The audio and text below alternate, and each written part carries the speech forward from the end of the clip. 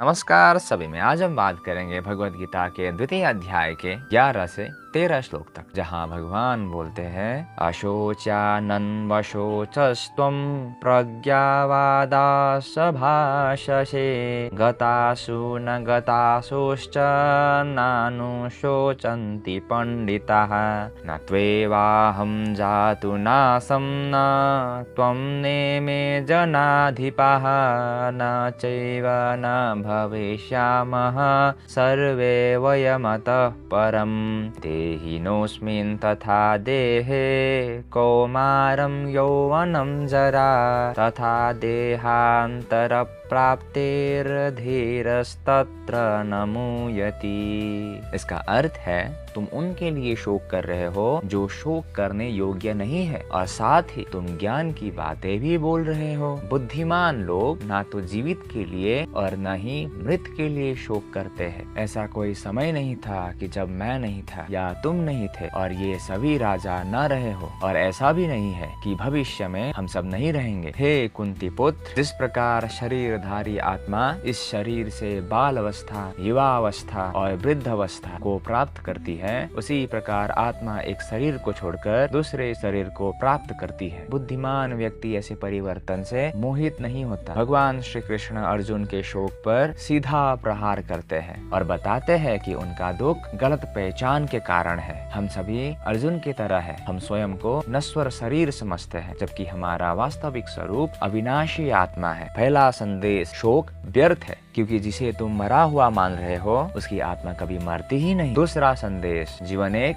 निरंतर यात्रा है। जैसे हम बचपन से युवा और फिर वृद्ध होते हैं, उसी तरह शरीर बदलना आत्मा के लिए मात्र एक वस्त्र बदलने जैसा है। ज्ञानी पुरुष इस परिवर्तन से विचलित नहीं होता। यह ज्ञान हमें सिखाता है मृत्यु केवल एक पड़ाव है, अंत नहीं। इसीलिए हमें अपने कर्तव्यों को निभाना चाहिए, न कि नाशवान चीजों के मोह में बंधना चाहिए। सच्चा धीरज इसी ज्ञान में है।